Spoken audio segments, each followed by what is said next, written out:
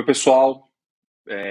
Começando aqui mais um painel do nosso Open Views, nosso evento nesses 2 dias intensos de conteúdo. Eu sou o Leandro Piano, sou VP de Finanças da Belvo e vou começar aqui com vocês mais uma discussão super bacana e acho que falar um pouco sobre todas as tendências que a gente vê no mercado de fintech para o ano de 2024, o que a gente pode esperar nesse ecossistema, passar um pouco sobre o histórico, como chegamos até aqui. E para isso, juntam-se comigo 3 grandes amigos e com certeza grandes players dessa indústria. Primeiro, queria convidar o Paulo Passoni para se juntar conosco. Paulo, hoje ele é investidor com 16 anos de carreira, hoje é Managing Director na Valor, lidera toda a divisão de Growth Equity do fundo. Antes da Valor, teve um papel muito importante em todos os fundos do SoftBank na América Latina, contribuiu com todo esse crescimento, já foi conselheiro de empresas como Quinto Andar, Creditas, Vetex, atualmente é conselheiro na Ulis, CRM Bônus, então já bastante dentro dessa indústria há muito tempo. Segunda pessoa que eu queria convidar para se juntar conosco é a Paula Gunning. A Paula é Head de Mercado de Capitais para Canadá e América Latina na New York Exchange. A Paula lá tem um papel muito importante em orientar essas companhias que buscam acessar o mercado de capitais americano, apoia essas companhias em como entender essa indústria, como tanto não só fazer a listagem, mas como que elas tocam o dia a dia delas daí em diante. Antes de ingressar na NYSE, a Paula trabalhou mais de 10 anos em escritórios internacionais de advocacia, apoiando muitos clientes em todas as discussões de mercado de capitais também. E por último, juntando-se conosco a Mônica Sadioro, cofundadora e Managing Director da Maya Capital. Maya é nossos primeiros investidores aqui da Belvo, então há muito tempo junto conosco nessa jornada, mas também 100% focado em América Latina, diversas outras grandes companhias no portfólio, mais early stage, na época dos seus investimentos, mas empresas como Guppy, Alice, Covey, Notco, Tribe e diversas outras no portfólio. Pessoal, obrigado por estar com vocês. A gente está sempre junto em muitos lugares, a gente pode conversar disso muitas vezes, mas acho que trazer isso para esse conteúdo e ter vocês comigo é super legal. Obrigado pela presença de todos. E aí, para a gente poder ir direto para esse assunto, que a gente tem muita coisa para falar no tempo que a gente vai ter aqui para poder discutir. Eu queria começar um pouco, Paulo, trazendo para esse contexto, quando a gente olha principalmente Brasil, né, sempre tem sido um dos países mais ativos nessa indústria de fintechs, em volume de financiamentos, empreendedorismo, os números de rodada nessa região. O que na tua visão torna Brasil, né, esse destino tão atraente para fintechs? Por que esse mercado em ebulição há tanto tempo? Eu já estou nessa indústria de fintech também no Brasil há 8 anos e não para. Toda vez uma nova coisa chegando. O que na tua visão são as grandes oportunidades que a gente pode esperar de fintech para o Brasil? O que são outros setores também de tecnologia que você começa a enxergar que 2024 o Brasil se torna o grande foco nesse momento? Obrigado, muito bacana estar aqui com você, Piano, e com a Paula e com a Mônica também. Acho que começo antes, você falou que você tem 8 anos aí, né? Eu começo na década de 80, né? O Brasil tinha hiperinflação, essa hiperinflação foi contida na década de 90. Os bancos começaram a quebrar, muitos deles porque ganhavam dinheiro da forma mais fácil, que era pagando menos do que inflação no depósito, emprestando para o governo em títulos indexados à inflação. Então era uma maneira bem simples de operar. Então você tem quando a inflação cai no Brasil, você tem muitos bancos começando a quebrar. Na mesma hora, no México, o sistema bancário mexicano passa pelo chamado Tequila Crisis, que o sistema inteiro quase implodiu.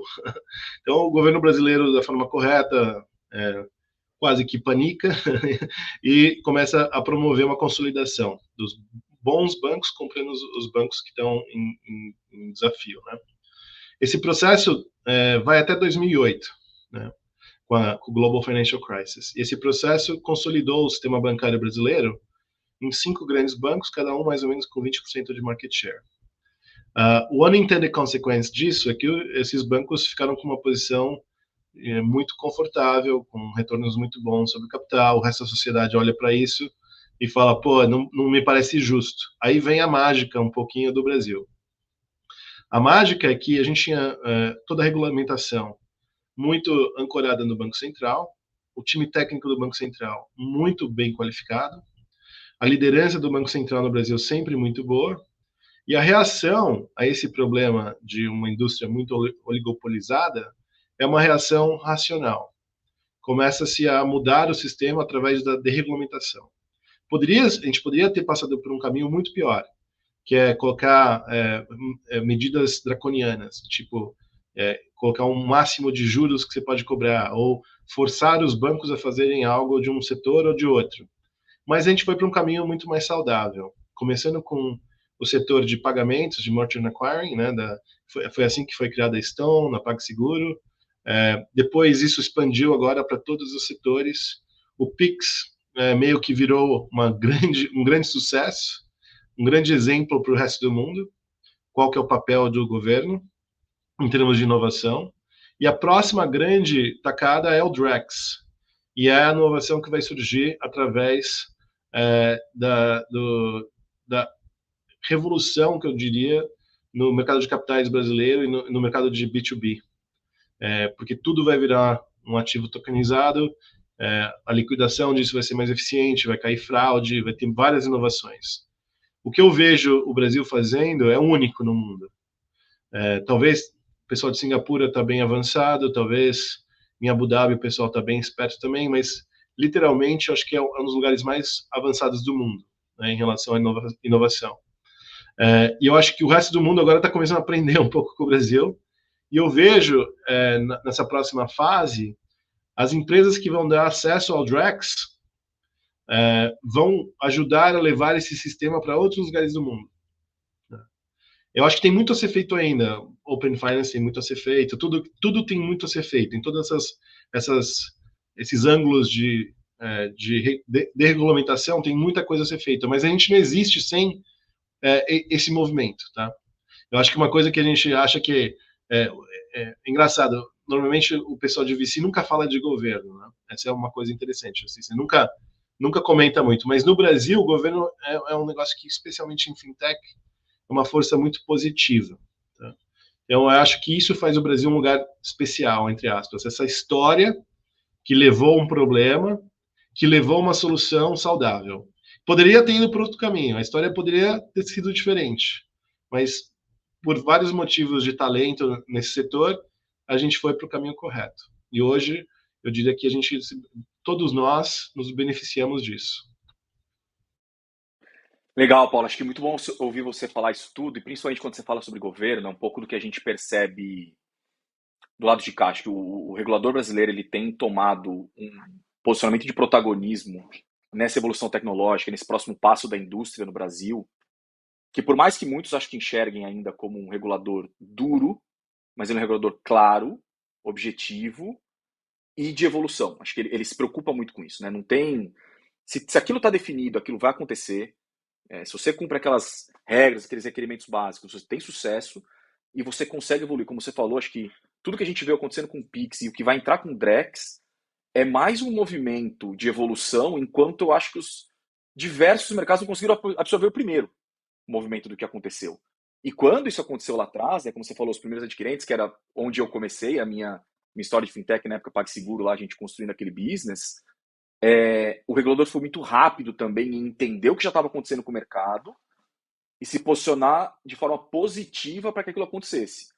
Em muitos outros lugares é muito mais fácil você ver o regulador entrando para bloquear o disruptor da indústria, e o Brasil sempre não, ele sempre quis achar um caminho. Tá, eu já entendi, alguma coisa mexeu, isso precisa ser feito, vamos ver como a gente entende. Aí Nubank também ele entra como um desses, que se apoia hoje exatamente nessa flexibilidade que o regulador brasileiro gerou. Então, putz, super legal, e acho que você ter colocado Open Finance, Drex nesse mundo, aproveitar para colocar um pouco com a Mônica aqui agora, que já está com a gente, acho que 3 anos, né, Mônica? 3, 4 anos aqui com a Belvo. Como que você conecta, então, acho que em tudo isso que o Paulo falou, Open Finance, como isso entra, né, nesse papel, onde o Open Finance está, qual que é a grande diferença que essa vertical do Open Finance traz para esse ecossistema que está sendo criado? Como que a gente pode pensar isso capitalizando cada vez mais resultados na indústria de fintech, combinado com inteligência artificial? Afinal, estávamos, né, semana passada juntos ouvindo intensamente sobre como isso tudo se conecta. Traz um pouco da tua perspectiva para a gente nisso aqui. Legal. Primeiro, bom dia a todo mundo. Prazer estar aqui com vocês. Vou dar um passo para trás, até falar um pouco do papel do Open Finance, que é muito relevante e tem tudo a ver com o que vocês estavam falando da regulação. E de fato, assim, o Brasil, a gente tem que reconhecer que o Brasil está muito à frente globalmente em relação à inovação trazida pelo Banco Central e pelos órgãos regulatórios. Então, vocês já citaram vários exemplos. Open Finance é um outro exemplo de como o Brasil saiu à frente no sentido de reduzir a assimetria de informação que existe no mercado financeiro. Então, de onde surgiu essa história de Open Finance? Basicamente, grandes bancos, grandes instituições financeiras detêm muito poder em diversos mercados. Esse foi um movimento puxado até pela Europa. Em 2018, eles começaram com o movimento de Open Finance, que nada mais é do que uma série de regras e responsabilidades e padrões para fomentar a troca de informação na indústria.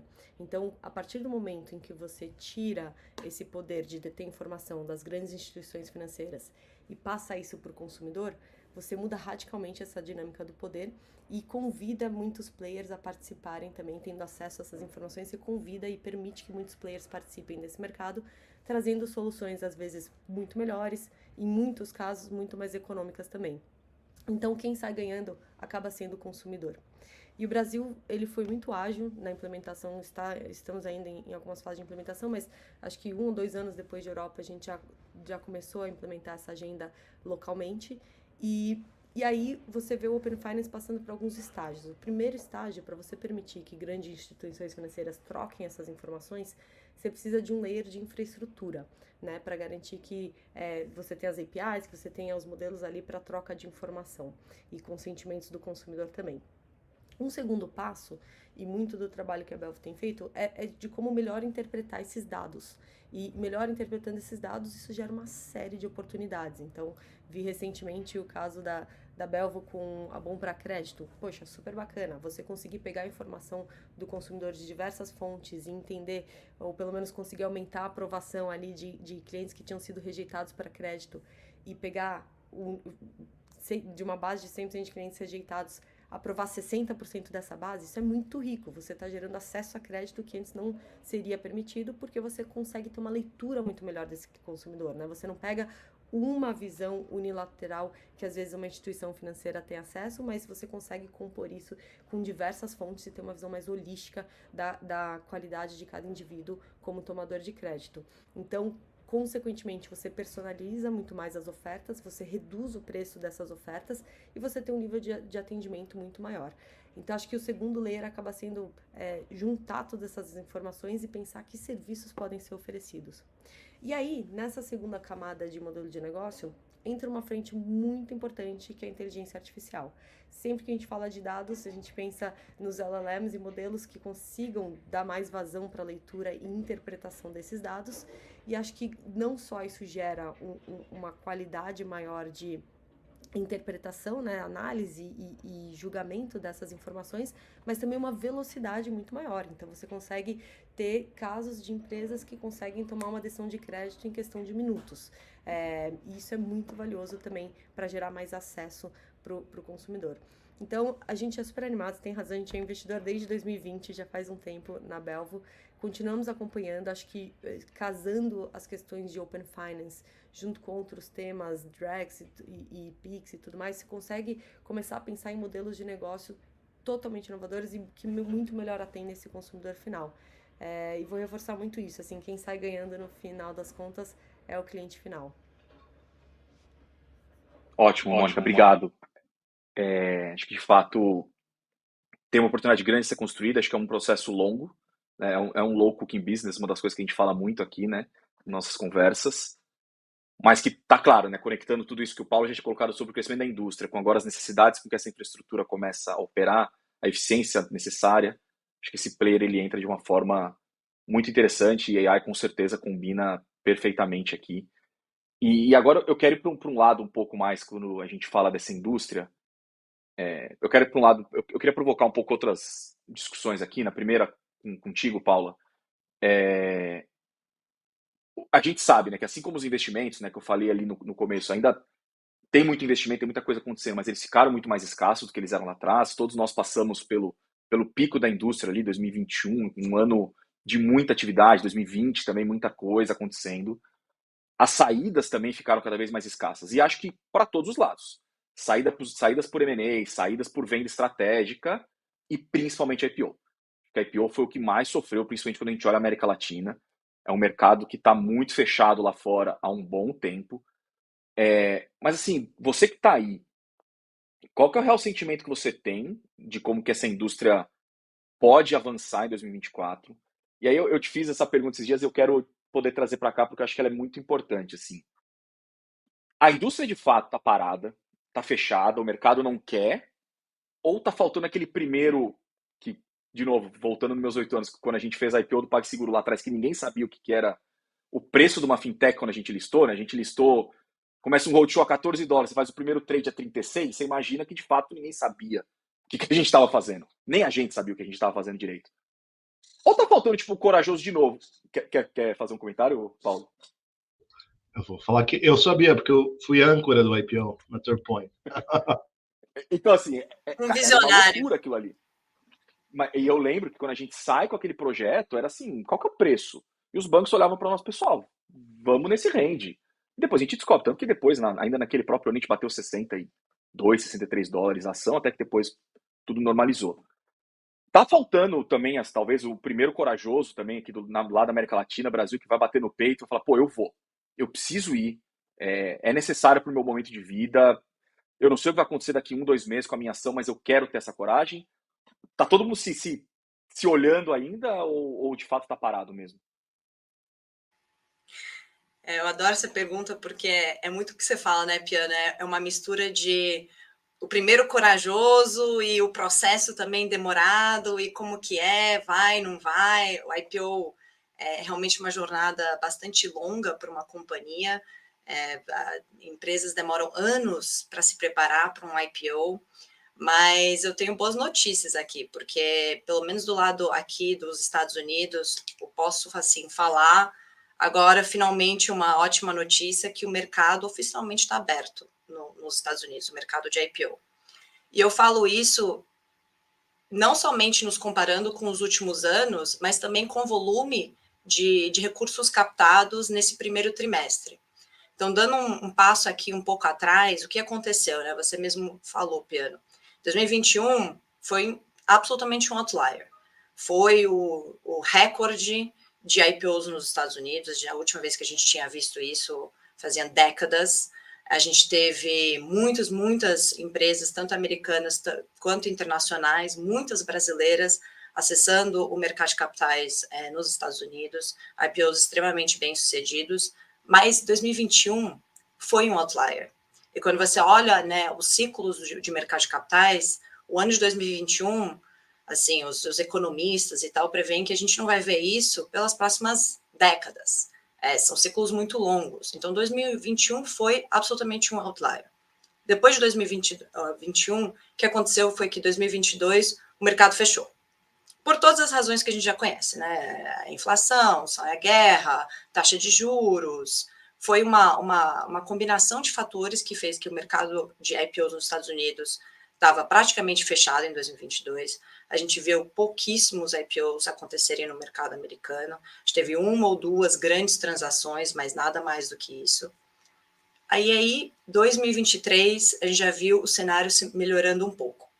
E o que foi interessante com relação a 2023 é que a gente viu não somente IPOs relevantes saindo, então IPOs grandes aí, acima de $1 bilhão, captando no mercado de capitais americanos, mas uma coisa muito interessante, uma coisa, vamos falar, positiva que aconteceu no mercado americano, é que foram muitas empresas internacionais também acessando o mercado de capitais nos Estados Unidos. Então, quando você olha aí para o número de empresas, de companhias abertas hoje no mercado americano, e falando da NYSE em específico, a gente tem 2.400 empresas listadas hoje. Dessas 2.400, 500 mais ou menos, 550 são empresas internacionais. Então, 1 sobre 4, normalmente, em termos de IPO, são empresas que são fora dos Estados Unidos. No ano de 2023, a proporção foi absolutamente diferente. E a gente teve, de todos os IPOs que aconteceram em 2023, mais ou menos 50% foi de empresas internacionais, fora dos Estados Unidos. Então, o que isso demonstrou? Demonstrou não somente que o mercado estava voltando para determinados setores, mas também o apetite dos investidores globais a investir em empresas fora dos Estados Unidos. Da América Latina, a gente teve foi o IPO do México, uma empresa de real estate chamada Vesta, Corporação Imobiliária, que fez uma oferta aí de ADRs que levantou mais de 500 milhões de dólares, numa operação super bem sucedida. E aí, voltando para 2024, o que está acontecendo agora no mercado de 2024? 2024 começou muito, muito bem. Só até agora, que a gente está falando, né? A gente está em abril. Os primeiros 4 meses do ano, a gente já teve mais de 30 IPOs no mercado americano, levantando mais de 9 bilhões de dólares. Desses 30, só na NYSE foram 20 IPOs, levantando 6 bilhões de dólares. Então, um mercado muito robusto. Realmente, a gente pode falar que o mercado de IPOs nos Estados Unidos voltou, está ativo. Mas está ativo para quem? E eu acho que essa é a segunda pergunta, ou talvez a pergunta até mais relevante. Ok, o mercado abriu, mas para quem?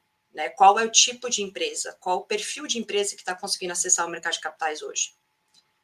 E o que a gente tem visto é que as empresas que estão realizando seus IPOs com sucesso são as empresas que são realmente mais robustas. São aquelas empresas maiores, mais sólidas, que têm aí anos de operações, né, anos de operacional, né?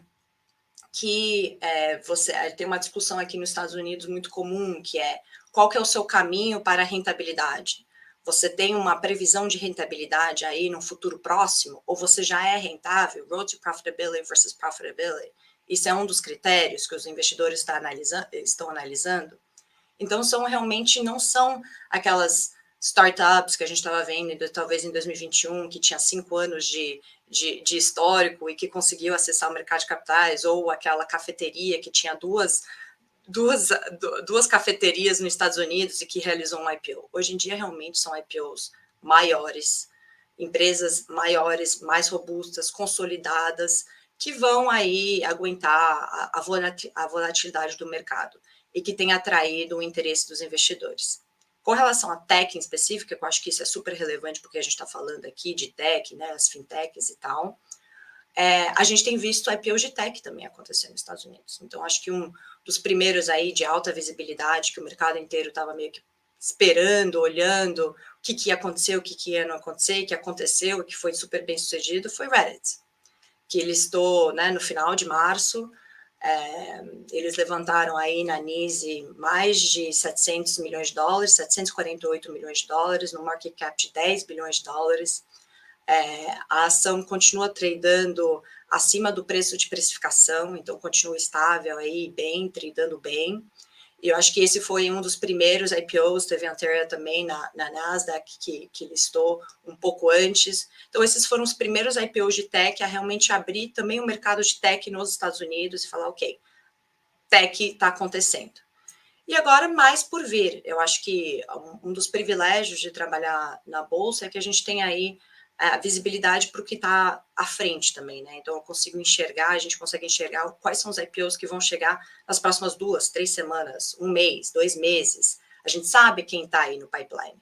E eu posso falar com toda a segurança aí que a gente tem mais IPOs, inclusive de tech, para acontecer nas próximas semanas, se não estourar nenhuma bomba, se nada acontecer, a gente tá bem otimista. Outro IPO de tech aqui, só para citar um outro que aconteceu, que eu acho que é de interesse de todo mundo, é o Ibora, né, que na realidade realizou o IPO deles agora. É uma empresa de tech, de marketing digital, levantando 577 milhões de dólares, e a gente está aqui na expectativa, eles acabaram de tocar o sino de abertura, literalmente, há alguns minutos atrás, e a gente está aqui na expectativa de como que essa ação vai abrir. Então, algumas empresas de tech já realizaram seus IPOs, foram IPOs bem-sucedidos, outras estão realizando e estão se preparando, e mais por vir nas próximas semanas. Agora, falando de Brasil, a gente está esperando o Brasil, né? A gente está esperando a próxima brasileira. Realmente, eu acho que quando você fala de empresas internacionais, você tem uma combinação de fatores, que é não somente o que está acontecendo no mercado local americano e condições de mercado, e se a janela está aberta ou não, mas também você tem o que está acontecendo no seu mercado onde você atua. Então, o Brasil, você tem o fator complicador de como que está o Brasil nesse momento, quais são os fatores macroeconômicos que estão acontecendo no Brasil, que vão impactar também a chance de sucesso desse IPO de empresa brasileira nos Estados Unidos. E o último IPO de empresa brasileira nos Estados Unidos foi Nubank, em dezembro de 2021, essa foto aqui, que foi bastante divertido também. Então, a gente está esperando a próxima brasileira, e quem sabe aí final de ano, início de ano que vem, você. Talvez essa seja a bomba de tech, né, que possa acontecer, né? Posso adicionar uns comentários aqui, porque eu trabalhei durante 8 anos na ponta compradora dos IPOs, na Torpoint. Então, eu diria para vocês que alguns comentários adicionais que a Paula falou, que ela deu um resumo ótimo. O mercado de capitais não é feito para empresa pequena. Por quê? Porque não tem liquidez. Quando não tem liquidez, em vez de você ter o benefício de ser público, você tem o prejuízo de ser público. O que eu quero dizer com isso? Ser uma empresa pública vem com custos. Custo de disclosure da sua estratégia, você tem que falar para o mundo inteiro o que você está fazendo. Tem todo um time para reportar os seus resultados mais caro do que se a empresa for privada. Tem esse lado. Qual que é o lado bom? A sua moeda, a sua ação vira uma moeda de troca. Vira uma moeda de troca para duas coisas. Para M&As, você pode pagar em ações por uma nova empresa, e para os seus empregados. Quando você dá uma ação para o seu empregado, essa ação tem mais valor. Ela é líquida. Ela é mais óbvia. É muito comum na América Latina o pessoal não valorizar muito stock options, porque não vê a conexão do stock option com dinheiro. Então, o IPO ajuda nesse aspecto. Muito bem, se a empresa é líquida, acontece duas coisas. Ou o mercado está muito bullish e a ação vale muito mais do que ela deveria, pela falta de liquidez. Ou o mercado está muito bearish e a ação vale muito menos do que ela deveria. A única coisa que você sabe com falta de liquidez é que provavelmente o preço não é justo. Então, isso causa volátil também, né? Exato, é muito volátil, exato. Então, qualquer negociação sobe e desce. Exato, então esse é um problema, né? Então, o que é líquido? Para você ser líquido, você tem que ter um volume diário de negociação de pelo menos 5 milhões de dólares, idealmente acima de 20 milhões de dólares. E vale lembrar, o float, que é quanto das ações são negociadas na bolsa, tem uma velocidade de trading de 1% por dia. Então, para você ter 20 milhões de dólares por dia, o float tem que ser 100 vezes maior. Entendeu? Então, esse é um ponto-chave, e acho que o que está faltando é as empresas chegarem lá. Quando você fez o IPO da PagSeguro, eu lembro de receber o prospecto um dia depois do Natal, e eu vi duas coisas. Uma empresa rentável, com bottom line positivo, crescendo barbaridade. Eu liguei para o Morgan Stanley na época e falei, Rubens, era o meu sales guy, Rubens, esse crescimento aqui é orgânico? Ele falou, é orgânico. Eu falei, pode pôr a ordem. Foi na hora, assim, tipo, foi muito simples. Porque é muito raro você ver uma empresa em escala, crescendo como a PagSeguro vinha crescendo, e pronta para o mercado público. Não? Então, a mesma coisa que a gente tem que esperar um pouquinho, esses casos aqui na América Latina, chegarem na escala e terem crescimento. Porque de vez você chega na escala e você parou de crescer. Aí vira uma história não muito sexy, entendeu? Então, você precisa primeiro descobrir novos caminhos de crescimento antes de fazer o IPO. Senão, você não tem muito... Ninguém quer comprar uma empresa que cresce 10% ao ano. Né? Você tem que estar crescendo pelo menos 20%, 30% ao ano, de uma forma constante, para você ter tração com os investidores. Né? Vale lembrar que quando uma empresa faz IPO, ela não é parte dos índices. Então, ela não tem aquela demanda natural, hoje em dia super importante, do index investing. Então, para o investidor que está comprando ação, é uma aposta que vai performar melhor que o índice. Né? Então, você tem que lembrar, isso só vale a pena se realmente for um negócio que vai dar um retorno muito alto para o investidor do mercado público. E agora, conectando isso um pouquinho com o nosso funil da América Latina. A gente tem muitas empresas sendo criadas no Seed, Série A. Diria que desses Seed, Série A, 20% conseguem chegar lá na Série B. Dessas 20% da Série B, sei lá, 10% chegam no IPO. Né? É muito mais comum ainda a saída via M&A. Acho que esse é um ponto interessante. E talvez uma coisa que está faltando é as empresas se juntarem para fazer um IPO. Então, quando você fazer uma saída M&A, você deixa dinheiro na mesa, óbvio, porque o comprador tem que fazer um deal que é bom para o comprador. E esse comprador tende a ser um incumbente que cresce menos, né? Ele não pode pagar tanto. Então, o que eu vejo que está faltando um pouco são as empresas no growth stage se juntarem para criarem histórias mais interessantes, com escopo maior, ainda com crescimento, para acessar o mercado público, onde todo mundo ganha junto. Qual que é a dificuldade disso? O ego das pessoas, todo mundo achar que a sua empresa vale mais que a outra, etc, etc, etc. Então, o que eu falo é mais teoria do que prática. Mas acho que eu queria complementar esses pontos aqui. Não, perfeito. Acho que super legal isso daí, Paulo. Ficou realmente muita gente num limbo agora, que é isso. Eu tô pequeno pro IPO, mas eu que não vou abrir mão do que eu já construí para fazer um M&A. E agora? O que eu faço? O que eu paro? E aí, só que eu tenho meu investidor do outro lado. Eu tenho uma jornada na minha história, que assim como você fala muito essa questão do IPO para empresa pequena, tem que tomar o cuidado certo, eu também sempre fui muito defensor disso. Acho que, eu quero fazer um IPO. Para quê? Por que isso faz sentido na tua vida? Cuidado em dar esse próximo passo, porque vem um monte de coisas junto contigo nessa sua decisão. Óbvio que, e aí quando você junta o ego de novo, pro ego é lindo. Você ter tua empresa pública, teu ticket, toca teu sino, faz essa festa toda, mas e a consequência disso depois? Por outro lado, também é o ego que trava na hora de tomar uma decisão um pouco mais estratégica, de falar, poxa, eu tomei uma decisão lá atrás, quando eu trouxe meus primeiros investidores, porque eu faço parte de um funil, a gente tem que entender onde que a gente está. E eu vim aqui exatamente hoje, talvez nessa segunda etapa, pegar um pouco mais no pé de nós operadores que estamos desse lado da mesa, que quando a gente traz também um sócio para a cadeia, a gente tem que entender a responsabilidade que a gente tem com esse sócio também. Ele não entrou aqui para botar o dinheiro dele na companhia e sabe-se lá o que isso vai dizer algum dia na vida dele. Eu tenho que ser responsável, então eu tenho que enxergar a minha jornada nessa etapa e o ego tem que sair da frente em todos esses momentos. Para que se o movimento agora correto eu preciso de um M&A para fazer a saída porque é o próximo passo que eu preciso entregar, deixa eu buscar espaço, deixa eu fazer acontecer. E aí, acho que aqui, pessoal, para a gente ir meio que se encaminhando, tem 2 outros últimos pontos que eu queria cobrir com vocês aqui. Acho que aí Paulo e Mônica podem contribuir um pouco nessa parte da discussão.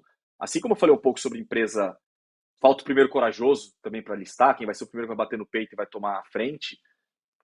Se fala muito sobre o mercado privado, que também está muito fraco, não acontecem mais investimentos, e está faltando. Mas a gente sabe que o investidor, né, então Paulo, Mônica, do lado de vocês também têm o trabalho de vocês para fazer, vocês também têm capital dos LPs que vocês vão fazer deploy. Ninguém está com falta de vontade de investir. Pelo contrário, os LPs com certeza estão atrás de vocês, assim como os investidores estão conosco, e tudo essa cadeia. Está faltando, de fato, atividade. Acho que é um momento onde vocês veem o mercado de investimento mais também conservador, ou falta o operador fazer também o seu dever de casa. Será que eu estou resolvendo o problema correto? Será que eu estou atacando a indústria da forma mais eficiente possível? Será que eu montei dentro de casa um produto que cresce, que tem bons units economics, que tem uma estruturação saudável do lado de cá, antes de eu só botar a culpa que ninguém quis investir em mim? O que vocês mais enxergam, Paulo e Mônica, aqui do lado de vocês? Bom, acho que a gente vai ter visões complementares, Paulo, porque você está olhando um espectro muito mais later stage, eu tô ali na originação dos negócios desde o início, né? A gente vê o mercado voltando. E eu gosto muito da máxima do nosso amigo Churchill, que fala never let a crisis go to waste. Esse é um momento que eu acho especificamente assim, especial para investir. E talvez isso se aplique também para o momento de growth.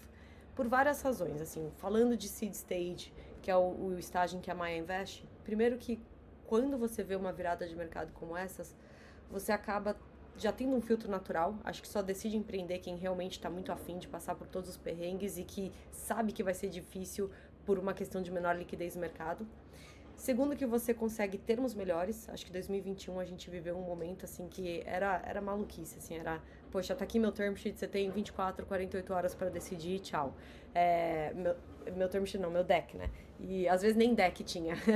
Era realmente, assim, muito complicado e tinha um desbalanço entre poder de negociação, vamos dizer, entre founders e fundos. E acho que isso está muito mais balanceado agora. E terceiro, porque aí falando de momentos mais especificamente assim como pandemia, poxa, a pandemia, quando você tem algumas mudanças drásticas em comportamento de consumidor, isso traz novas necessidades. Então a pandemia, por exemplo, trouxe um monte de modelo de negócio inovador, mudou a forma como a gente se alimentava, como a gente fazia consulta médica, como a gente trabalhava. Então você tem um monte de oportunidades que surgem como essa. É o momento também de pensar em inovação para resolver essas novas necessidades. Então, a gente segue super ativo, a gente continua investindo quando estourou a pandemia e a gente segue investindo desde que estourou, desde que o mercado deu uma caída no final de 2021, começo de 2022. O que mudou? Mudou o tipo de negócio no qual a gente investe, ou talvez a barra subiu. Quando a gente investe, é claro que eu preciso entender que eu enxergo uma competência muito grande assim no time de fundadores que está executando aquela tese. Eu preciso enxergar que tem um caminho para a empresa se tornar gigantesca, eventualmente fazer um IPO. E eu preciso enxergar também que desse caminho terão outros investidores interessados em fazer aportes na empresa. Então, entender o que está na cabeça do Paulo, por exemplo, é muito importante para ver assim, poxa, o mercado tem apetite para continuar financiando essa empresa ao longo do caminho? E aí, isso foi a grande virada. O que a gente percebeu é, claro, assim, o que todo mundo já sabe não é novidade para ninguém, mas todo mundo começou a falar de modelo de negócio sustentável, unit economics positivo, muito mais cedo. E a gente começou a aplicar isso também nos negócios em que a gente investe. Eu acredito muito que tem alguns modelos de negócio que são bem-sucedidos no modelo de maior liquidez. Então, se você pensa o Uber, quanto de caixa o Uber queimou para estar onde está? Talvez se fosse hoje, ele não conseguisse, né, chegar onde chegou. Rappi, alguns modelos, enfim, alguns modelos que tendem a queimar mais caixa naturalmente, dependem de um mercado mais líquido. A gente não está ainda nesse mercado super líquido. E acho que a gente vai continuar seguindo com modelos mais sustentáveis economicamente, mais pautados realmente em unit economics positivos por um tempo. A gente segue aplicando isso, mas nos últimos 12 meses a gente fez mais de 8 investimentos, a gente vê bastante atividade também de follow-on no nosso portfólio, mas ainda não estamos onde a gente estava em 2021, né? 2021, como a Paula falou, foi um ano muito outlier, foi muito atípico, 19 bilhões de dólares investidos em venture, contra pouco mais de 3 bilhões investidos no ano passado. Então, acho que o jogo, a gente segue com apetite, a gente continua vendo todos os pilares que fazem um ecossistema bem sucedido de venture capital, né? Poxa, muito talento, América Latina, mais de 600 milhões de pessoas super conectadas, digitalizadas, PIB per capita alto, 5 vezes maior do que Índia, enfim, acho que muitos tailwinds regulatórios, então tem muita oportunidade na América Latina. O jogo é saber o que investir e quando. Eu acho que é esse momento que a gente está passando agora. Paulo, adoraria ouvir você também. Acho que a Mônica colocou super bem. Eu diria que o que a gente está procurando? São fundadores que têm a cabeça de construir um negócio por 4, 5 décadas. E esse nosso ecossistema está ajudando na primeira década. Depois ele vai lá e continua a empresa dele ou dela no mercado público, no mercado privado, não importa, mas a maneira de pensar é essa maneira mais de longo prazo. Nesse contexto de 4 décadas, você não pode bater o carro na primeira década e acabar o negócio. Então, a gente está procurando motoristas que sejam mais prudentes e que estejam controlando o seu destino, né? Então, engraçado, o que quer dizer isso? A gente está procurando fundadores que têm um plano B. Se não levantar o round, o que acontece? Ele continua, porque consegue estar no break-even, consegue inovar de uma forma mais capital efficient. Mas se levantar o round, beleza, acelera para um novo produto, nova geografia, ou mesmo no core market. Então, esse é um elemento assim importante, né? Muito porque a Mônica falou muito bem também, né? Se você está pondo dinheiro e sabe que ano que vem vai precisar mais dinheiro, pô, é uma aposta super agressiva, né? Você tem que tomar cuidado com esse tipo de aposta, né? Outra coisa que ocorre de forma natural é que, na média, as melhores apostas são em modelos de negócio que não precisam de tanto capital. São mais capital efficient, period. empresas de software, fintechs, tipo a Belvo, tipo, vocês não deveriam precisar de muito capital, né? Você precisa de um pouco de capital no começo, mas depois deveria facilmente ser mais capital efficient e escalar com tecnologia. Então, isso também faz com que a necessidade de capital se reduza. Tendo dito tudo isso, a demanda por capital, principalmente no early growth, que é a série B, série C, ela é 3 vezes maior do que a oferta de capital. Isso é verdade na América Latina, é verdade na Índia, é verdade no mundo inteiro, engraçado. No Oriente Médio, nos Estados Unidos, falta capital para a série B e série C. Por quê? Porque essa série B e essa série C ainda é uma aposta de 8, 9, 10 anos para o investidor. Né? Então, é uma aposta longo prazo. Por mais que se chama growth, ainda é uma aposta de longo prazo. E o alocador de capital, ele pensa de uma forma um pouco simplista. Ele fala, se é longo prazo, eu quero no early. Se não, eu quero ir no pre-IPO. Em 3 anos eu quero meu dinheiro de volta. E ninguém pensa no meio. Por isso que o meio está ficando interessante. Porque está faltando muito capital.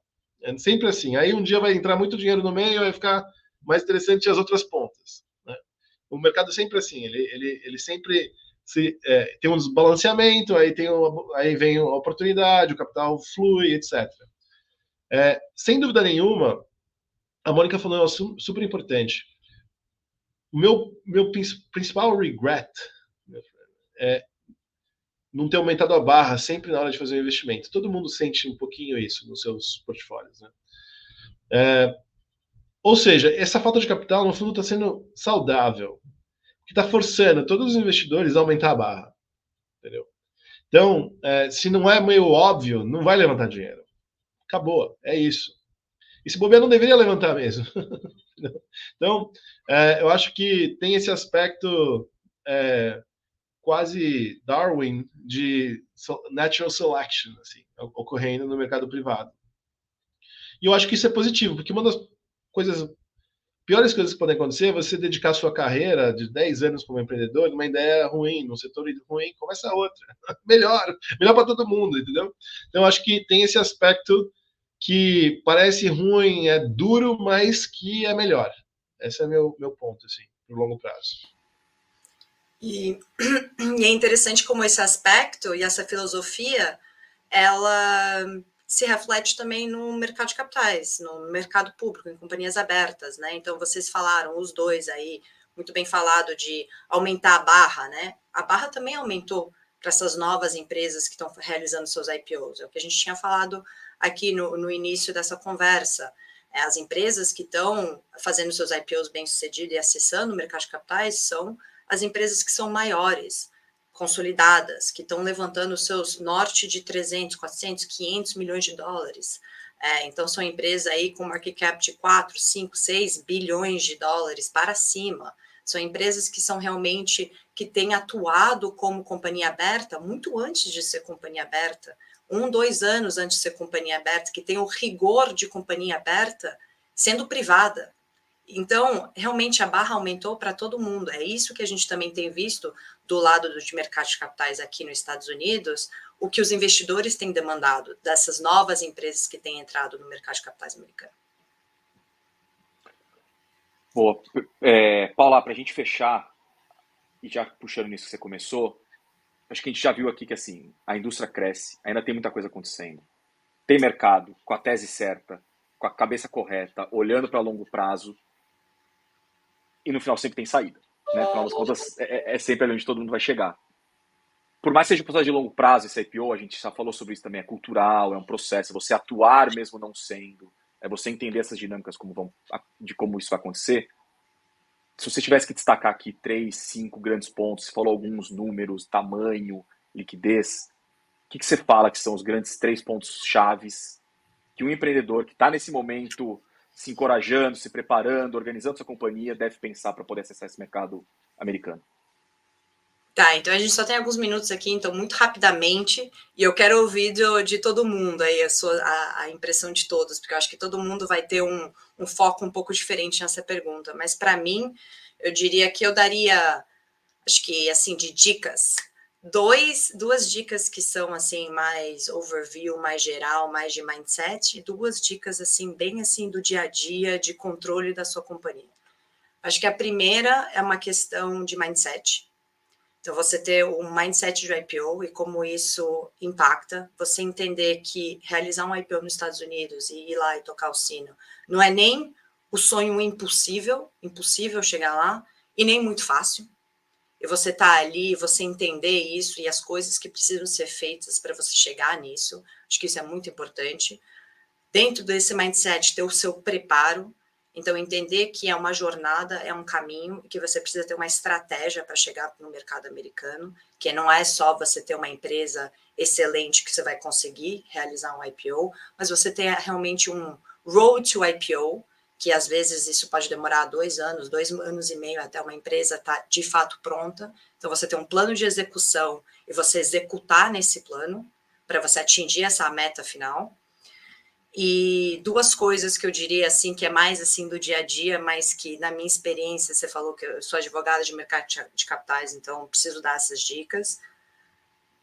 Quando eu era advogada de IPO, assessorando empresas na realização de seus IPOs, posso te falar assim com a maior segurança, 90% dos IPOs que eu participei, ou para mais, que não deram certo, que perderam a janela, foi porque deu algum pepino em demonstração financeira. Real. Tá? Então, isso daqui, bem detalhista, mas assim, começa a discussão das demonstrações financeiras com antecedência, pegue seus auditores, faça seu GAP, faça o IFRS, depois coloca o seu PCOB audit, tem o rigor de companhia fechada, companhia aberta, mesmo sendo companhia fechada, então isso é extremamente importante. E aí o segundo, que aí é mais do lado dos investidores, então eu adoraria ouvir o pensamento de todos também, mas um movimento que eu tenho visto acontecer nos últimos anos é que as empresas têm acessado o mercado de capitais e têm interagido com os investidores muito antes do que se fazia normalmente. Então, há 5 anos atrás, há 6 anos atrás, essas empresas fazendo IPO, elas iam ter a primeira interação com os investidores globais, com os grandes investidores, no Testing the Waters, 5 meses, 4 meses antes do seu IPO. Hoje em dia, eu tenho clientes que estão há 2 anos de um potencial IPO marcando reunião. Então, não são todas as empresas que conseguem fazer isso e não são todas as empresas que deveriam. Mas você já começar a ter essa interação com os investidores, já levantar o seu brand awareness e, novamente, demonstrar para esses investidores, olha como eu tenho rigor de companhia aberta, olha como naquela última conversa que a gente teve há 1 ano atrás, eu falei para você que eu ia fazer isso, está aqui feito. E você ter essa interação, como isso tem sido de mais e mais importante. Sensacional. Todo mundo abriu o microfone na mesma hora. Depois vocês cortam. Só para complementar aqui, complementando o que a Paula falou, a maioria das empresas reportam P&L até o EBITDA para os investidores. Não reportam cash flow statement, não reportam balance sheet, nem sabem o que é um balance sheet. Isso é um negócio que eu fico chocado, assim, chocado. Então, tem que ficar ensinando para fundador o que é um balanço para uma empresa série B é um negative signal, né? Esse eu diria para os fundadores, se preparem, porque a vida não é só até o gross profit. A vida tem taxes, tem capital structure, tem capital de giro, tem uma porrada de coisa que é importante no negócio, né? Então, acho que essa elevação de barra quer dizer que as pessoas precisam ficar muito mais sofisticadas, ou, se não é seu skill set, acha um CEO para tocar a empresa. Então, o que acontece? Muita gente é feito para levar uma empresa do 0 ao 100, mas não do 100 ao 1000 e muito menos do 1000 ao 10.000. Então, se você acha que não é seu skill set ter atenção aos detalhes, organizar a casa, contrata alguém, vira um executive chairman, né? Se o seu skill set é fazer fundraising, continua fazendo fundraising, vai encontrar com os investidores no mundo inteiro, mas deixa alguém tocar o negócio. O que acontece? O que eu vejo na prática? O skill set do fundador é levantar dinheiro e atrair talento, não tocar a empresa. E aí, chega um momento que tocar a empresa é mais importante do que os outros dois. E aí, só que não quer passar o bastão, entendeu? E esse é o Paulo, isso problema. que eu ia falar. Você deliver essa mensagem aí para os fundadores, beleza? Você fala para ele. Porque é difícil o ego. Muito difícil. E eu diria que tem muito fundador destruindo valor por não passar o bastão.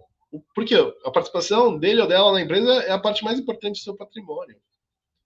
Tem uma outra coisa que é muito negativa, que eu estou tentando conversar com muitos fundadores. Todo mundo agora quer fazer secundária no mercado privado. Isso é ruim, por quê? Porque não só tira a pressão do cara performar, tira a necessidade de fazer o IPO, porque, pô, já tenho dinheiro na física, pus no CDI, agora vivo com CDI. Ou viro um venture capitalist, só faço isso da vida. Tira o foco do negócio. Esse negócio de dar secundária, tudo bem até uns 5 milhões de dólares. Passou disso, eu tenho um problema, sinceramente. Então, por quê? Porque muda totalmente o alinhamento de interesses. Então, isso precisamos voltar para trás nesse negócio. Esse é o meu ponto. Só um complemento, também na minha breve passagem por investment banking nos Estados Unidos, o que eu vi acontecer em alguns casos de empresas que chegaram a fazer IPO e empresas latino-americanas eram que, às vezes, esse ponto assim, de pessoas é muito importante de estar acertado antes do IPO. Você se tornando uma empresa pública vai ter muito mais atenção para qualquer movimento que você faça. Você mudar qualquer pessoa de posição C-level pode ter impacto material no valor das ações. Então, acho que é muito bom preparar, assim, de fato, a estrutura e ter as pessoas-chave de C-level já definidas antes do IPO. E um último comentário é que a gente via muito assim, gestor que às vezes não falava inglês bem, não conseguia, assim, explicar o que acontecia com a empresa. Isso detona a confiança do mercado público em relação à empresa. Então, acho que é muito bom, assim, pensar exatamente quem vão ser as pessoas, evitar muitas mudanças, porque uma vez que você se torna público, enfim, a atenção é mais do que o dobro em qualquer movimento que você faça.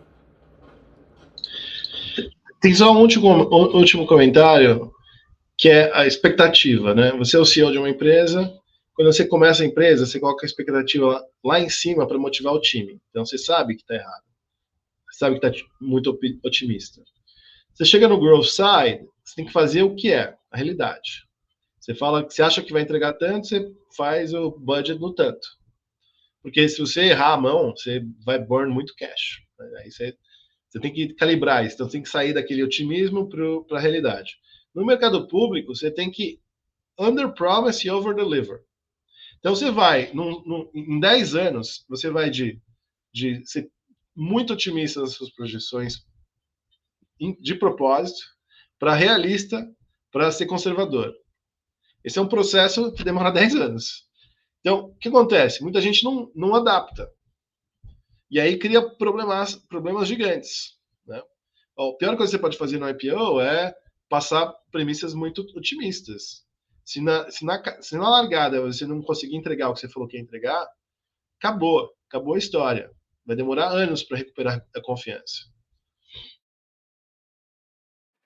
Excelente, acho que é isso, né? É uma sucessão é uma cadeia, por isso que eu falo que é muito mais cultural. As pessoas acham que faz o IPO, pega uma lista, pega um manual, eu preencho esses documentos, eu entrego essas fórmulas, tudo feito. Não, porque é a cultura, é a cadência. Como você construi a tua empresa que vai te permitir entender a realidade, ter ponto de comunicação, entender quais são as métricas chaves, como que eu balanceio o crescimento, use of proceeds. Acho que, gente, eu ficava mais 1 hora aqui fácil. Teremos com certeza várias outras 1 hora para a gente poder conversar de muita coisa desse tipo. Só queria agradecer Paulo, Mônica, Paula por estarem conosco aqui nesse evento. Acho que me ajuda muito e ajuda com certeza todo mundo que está assistindo. É um prazer ter vocês como amigos, perto da Belvo também, e sempre a gente poder estar junto para conversar sobre esses assuntos. Obrigado mais uma vez, foi um prazer ter vocês conosco. Obrigado a todos que nos acompanharam aqui hoje também. Obrigada a vocês, pessoal. Obrigado. Tchau. Obrigada. Tchau.